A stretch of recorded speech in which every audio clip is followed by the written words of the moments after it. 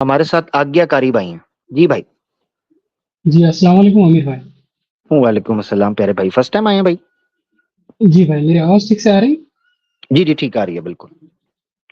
जी जी आमिर भाई, आपका बहुत बहुत शुक्रिया। आपकी जो यूहान भाई के साथ बात हुई थी जी जी। बच्चों के गॉड में बिलीफ के रिगार्डिंग में, जी जी। तो उस पर एक पॉइंट मैं रखना चाह रहा था।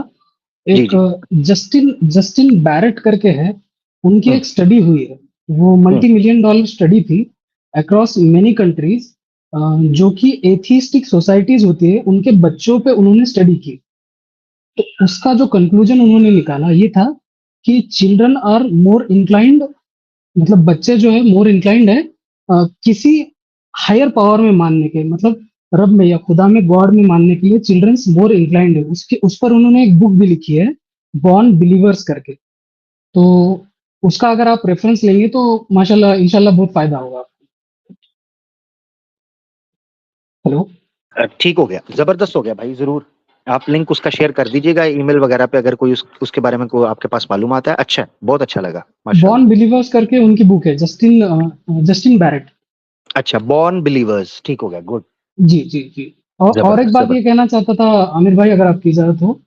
जी जी। अ, ये जो मतलब जो नाम मैंने रखा है ना, कि मतलब आप तो समझ ही गए होंगे, ये मुस्लिम का तर्जुमा होता है हिंदी में। जी जी, तो बिल्कुल बिल्कुल। हमारे इंडिया में ना एक्चुअली ये जो लैंग्वेज बैरियर है ना, मतलब लोग अरबी को इतना, मतलब इतना इस्लाम के खिलाफ इतना प्रोपेगेंडा हो गया है कि कोई अरबी नाम हो, मुस्लिम नाम हो, तो उसको समझने की भी कोशिश नहीं करते लोग कि इसका मतलब क्या है। बस उसके खिलाफ कुछ भी, मतलब इख्तिलाफ कर देंगे उसका।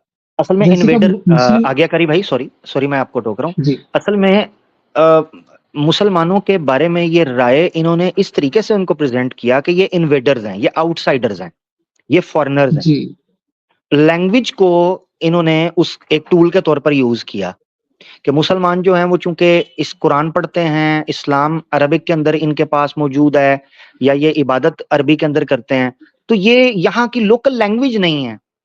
लोकल लैंग्वेज नहीं, जी। ये बाहर के लोग हैं, ये तो जुबान ही हो रहा है इनकी।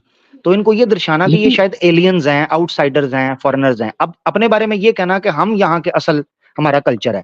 अब वो होना कौन सी जुबान में चाहिए? संस्कृत के अंदर। इनके संस्कृत किसको आती है? बताएं मुझे, वो तो डेड किसको आती लैंग्वेज है? हो गई है ना। Dead language. तो डेड कल्चर, और यानी जेब में कुछ नहीं और अकड़ सबसे ऊंची, जेब खाली, तो फायदा? सत्य का जी भाई। लैंग्वेज से कोई लेना देना नहीं है, सत्य का नहीं होता। उसका जो ट्रुथ होता है कोर, उससे लेना देना है। अब जैसे कि हम हम्म बोलते हैं दीन, ये बोलते हैं धर्म, लेकिन उसका मतलब तो समझ लो मेरे भाइयों। उसका मतलब हम्म है कि जिस जिस प्रकार की जिंदगी, मतलब वे ऑफ लाइफ, मतलब किस प्रकार की जिंदगी को जीने के लिए ईश्वर ने कहा है। जबरदस्त जबरदस्त। नहीं, बड़ा अच्छा आपने ये पॉइंट रखा। असल में यही इनके साथ मसला है कि ये उसको इन्वेडर के तौर पर, फॉरेनर के तौर पर, आउटसाइडर के तौर पर दिखाते हैं, हालांकि ये आउटसाइडर हैं। मैं आपको बताऊं, जो ब्राह्मण्स हैं बेसिकली, जी जी, ये आर्यन आउटसाइडर्स इन्वेजन। हैं, जो आर्यंस बन के आए, ये आर्यन इन्वेजन। ये कहते हैं जी ये जो है ना, मिथ है, एक मिसअंडरस्टैंडिंग है। और नहीं भाई, ये हकीकत है।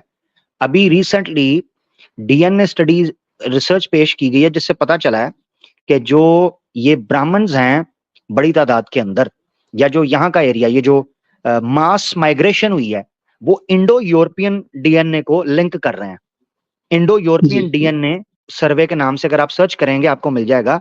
तो उन्होंने डिस्कस किया है कि आर्यंस जो हैं बेसिकली ये यूरोप से घूमते हुए, तिब्बत और इधर से घूमते हुए उतरे हैं और फिर आए हैं इंडिया के अंदर, जिसको आर्यन इन्वेजन का नाम दिया जाता है।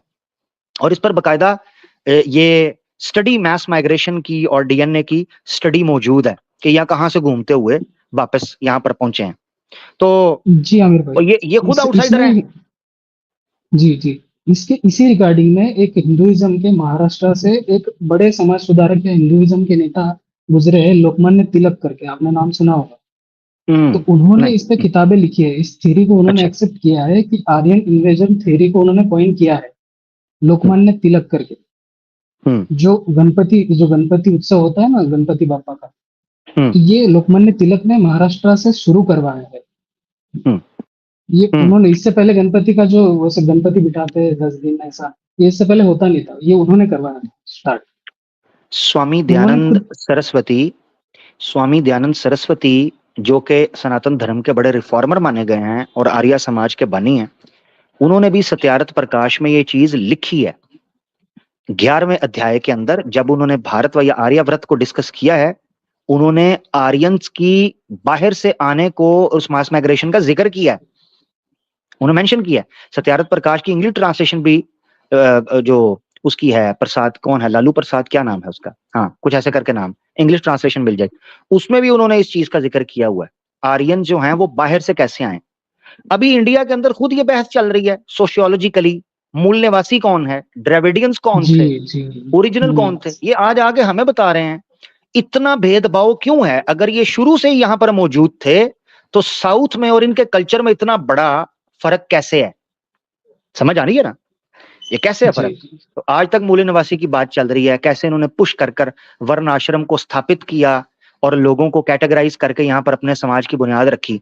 ये गोरों पे इल्जाम लगाते हैं डिवाइड एंड रूल, हकीकत के अंदर आर्यंस ने डिवाइड एंड रूल शुरू किया था भारत के अंदर। यही वजह है कि भारत हमेशा पॉलिटिकली कमजोर रहा है, पॉलिटिकली वीक रहने की भारत की वजह यही है कि इन्होंने आके वर्ण आश्रम यहां जो शुरू किया ना, वर्ण व्यवस्था के नाम पर, इसने लोगों को अंदर से बांट दिया और एक दूसरे से नफरत करवाई। ये आज ये कहते हैं जी तलवार के दौर पर फैला, हकीकत यह है कि वर्ण आश्रम सबसे बड़ी वजह है हिंदुस्तान के अंदर इस्लाम के फैलने की, वर्ण आश्रम। ये लिख के ले लें। बौद्ध भी इसीलिए किए, ईसाई भी लोग इसीलिए हुए, जिसको जहां जहां पनाह मिली, जहां जहां सुकून मिला, सुख मिला, रक्षा मिली, वो वहां घुस गया इनसे बचने के लिए। और ये आकर हमें बात करते हैं। अच्छा एक और चीज, सॉरी आज्ञाकारी भाई, फटाफट, ये जी अस्सलाम वालेकुम, माशाल्लाह, सुभान अल्लाह, ये क्यों कहते हैं? ये तो जनाब आउटसाइडर और फॉरेनर की है। इनकी लड़कियां good morning, good evening, hello babe, beautiful, wow, good looking, hey what's up, ये ड्रामेबाजी कर रहे हो, वेरी एजुकेटेड, सो कूल। और ड्रामेबाजो, ओ मुनाफको, कोई एक उसूल रखो। गोरे क्या तुमने पैदा किए हैं? वो भी बाहर से ही आए थे, उनका कल्चर ले लेते हैं, नफरत इस्लाम। इसका मतलब ये है इनकी दृष्टि क्रोधित हो चुकी है, इनकी विचारधारा अपवित्र हो चुकी है, ये कुतर्की है, कुतर्की। सत्य से घृणा और तृष्णा की वजह से ये सब चीजें हो रही है।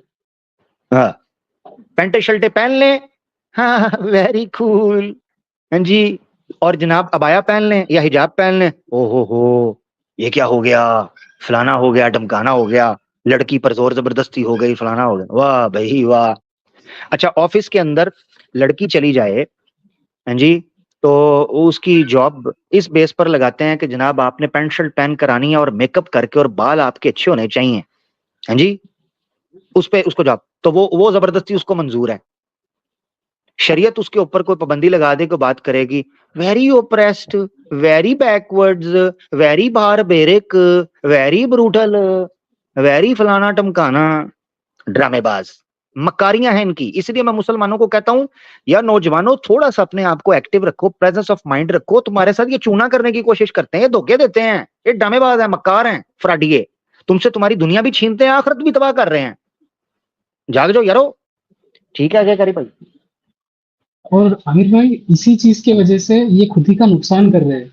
जैसे कि पहले ये लोग खुद कमेंट करते थे, अगर इनकी बहू बेटी कोई अगर गलत कपड़े पहनती थी, फटी जीन्स पहनती थी, तो इन्हीं की नेता कमेंट करते थे कि फटी जीन्स मत पहनो, अच्छे कपड़े पहनो।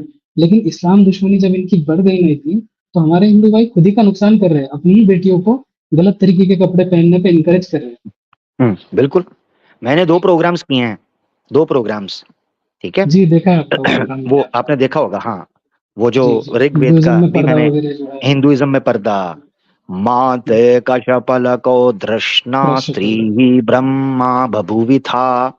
अब वहां पर लिखा हुआ है मौपरी पशयस्व, मौपरी, म तूने ऊपर, औपरी, पशयस्व, ऊपर की ओर नहीं देखना, नीचे देखना है, ठीक है ना, ये बोला गया है। पादको, अपने दोनों पांवों को समेट कर चलना है, टांगे फैलाकर नहीं चलना, ये कैट वॉक नहीं करनी। और माथे कशपलको, अपने गुप्त अंगों को ना तू दर्शना, दर्शा नहीं, एग्जिबिट ना कर, एक्सप्रेस ना कर, रिवील ना कर। ये चीजें इनके शास्त्रों में लिखी हुई हैं। और वो 2 प्रोग्राम जो बंदा देख लेगा, अगर कोई सनातनी महिला उन प्रोग्रामों को तसल्ली से देखेगी, उसको पता चल जाएगा कि सनातन धर्म के अंदर क्या रूल है। ये अगर इस चीज को छोड़ रहे हैं, ये सनातन धर्म को भी पालन नहीं कर रहे हैं, ये सनातनी भी नहीं है, ड्रामेबाज हैं ये। जी। और आमिर भाई एक चीज कहना चाहता था, कुछ लोग आकर आपके चैट में मिलिशियस लिंक डालते हैं। एक ऐसे ही बिंदास करके है आईडी, उसने मिलिशियस लिंक डाली है ऐसा लग रहा है, तो प्लीज चलो लिंक को क्लिक करना अवॉइड कीजिए। नहीं नहीं, मैं नहीं करता। ये अगर इस लिंक के साथ ये भी लिखेगा ना कि मेरी दीदी की ओनली फैंस पिक्चर, तब भी मैंने ओपन नहीं करना।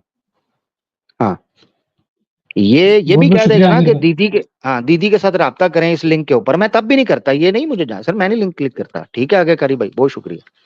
जी भाई, ये जो को जज़ाकल्लाह फेक लिंक डाल, thank you thank you thank you, जी। बहुत शुक्रिया, थैंक यू। हाँ, मुझे लिंक ना सेंड करें, मैं नहीं करता ओपन, जिसने भी किया है। अच्छा जी, ऐसे मुझे गंदी गंदी फोटो में भेजते हैं, ये समझते हैं मैं ब्रह्मचारी हूं। ये सारे सनातनी आजकल मेनका बने हुए हैं, को टांगे उठा के मुझे दिखा रहा है, को टांगे फैला के मुझे दिखा रहा है, को मेरी तरफ मुंह करके मुझे दिखा रहा है, को दीवार की तरफ मुंह करके मुझे दिखा रहा है, कोई झुक कर दिखा रहा है, कोई उठ कर दिखा रहा है। ओ भाई, मैं ब्रह्मचारी हूं, मेरी लंगोट मैंने बड़ी टाइट करके बांधी हुई है। इसको अगर सनातनी इस्लामोफोब मुंह लगाकर भी मेरी लुंगी की गिरा खोलने की कोशिश करेंगे, नहीं खोल पाएंगे। इनको ये बात कब समझ आएगी हैं? असल में अपने देवी देवताओं की तरफ देखते हैं ना कि उनका फटाफट पानी निकल जाता था, इन्होंने हमें भी वही समझा हुआ है। जान दो यार, जान दो, बात है फनकार, चीटो पार्टियां कर देने मेरे नाल।